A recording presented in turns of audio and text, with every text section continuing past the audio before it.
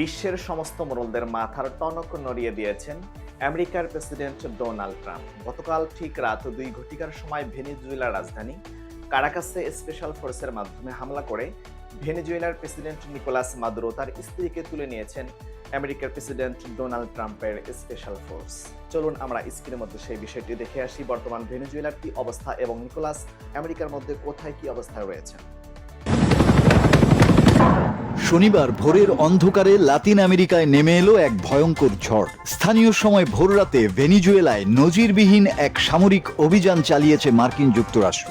মার্কিন president Donald ট্রাম্পের দাবি, এই অভিযানে ভেনিজুয়েলার দীর্ঘদিনের প্রেসিডেন্ট নিকোলা মাদুরো ও তার স্ত্রী সিলিয়া ফ্লোরেসকে আটক করে দেশের বাইরে সরিয়ে নেওয়া হয়েছে। এই ঘোষণার পরই গোটা লাতিন আমেরিকায় শুরু হয়েছে চরম উত্তেজনা।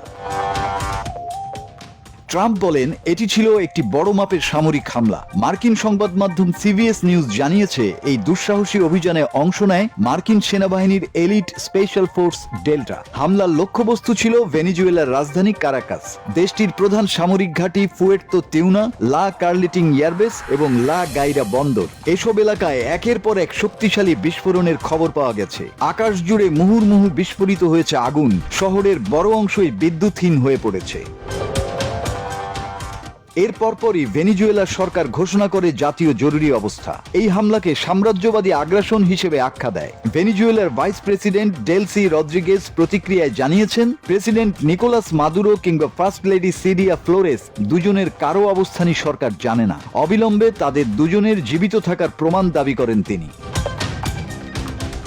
মার্কিন পররাষ্ট্রমন্ত্রী মার্কো রুবিও দাবি করেছেন, মাদুরো বর্তমানে মার্কিন হেফাজতে রয়েছেন এবং তার বিচার যুক্তরাষ্ট্রেই হবে। তবে আপাতত ভেনিজুয়েলায় আর বড় সামরিক অভিযানের পরিকল্পনা নেই বলেও জানানো হয়েছে।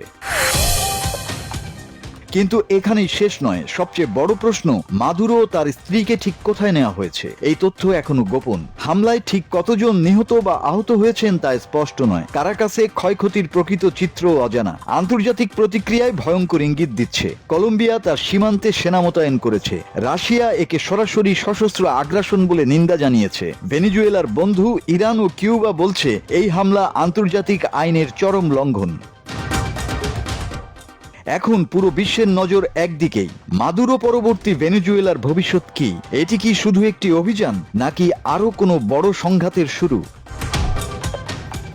সম্মানিত দর্শক শ্রোতা মণ্ডলী, আপনার স্ক্রিনের মধ্যে দেখতে পেলেন ভেনেজুয়েলার রাজধানী কারাকাসে গতকাল রাত 2 ঘটিকার সময় একে একে বারবার 7 বার হামলা করে ক্ষেপণাস্ত্র এবং রকেট নিক্ষেপ করে ডোনাল্ড ট্রাম্প সুদূর আমেরিকা থেকে ভেনেজুয়েলার প্রেসিডেন্ট নিকোলাস ও তার স্ত্রীকে সুদূর আমেরিকায় তুলিয়ে নিয়ে গিয়েছেন। এ থেকে বোঝা যাচ্ছে আমেরিকা কত বড় শক্তিশালী। এই নিউজ দেখে আপনাদেরকে বুঝতে হবে, প্রতিটি দেশের সার্বভৌমত্ব এবং ভূখণ্ডকে রক্ষার জন্য দেশের প্রতিরক্ষা, দেশের আইন শৃঙ্খলা কতটা শক্তিশালী হওয়া দরকার।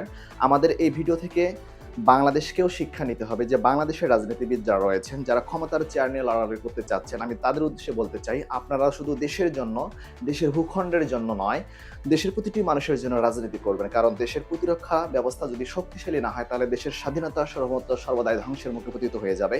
এই জন্য দেশের প্রতিটি নাগরিকের দায়িত্ব, দেশের প্রতিটি রাজনীতিবিদের দায়িত্ব হচ্ছে দেশের সার্বভৌমত্ব, দেশের স্বাধীনতা এবং দেশের ভূখণ্ডকে সদা সর্বদা রক্ষা করার জন্য আপ্রাণ চেষ্টা করা। সর্বোপরি সকলে ভালো থাকবেন, সুস্থ থাকবেন। আসসালামু আলাইকুম ওয়া রাহমাতুল্লাহি ওয়া বারাকাতুহু।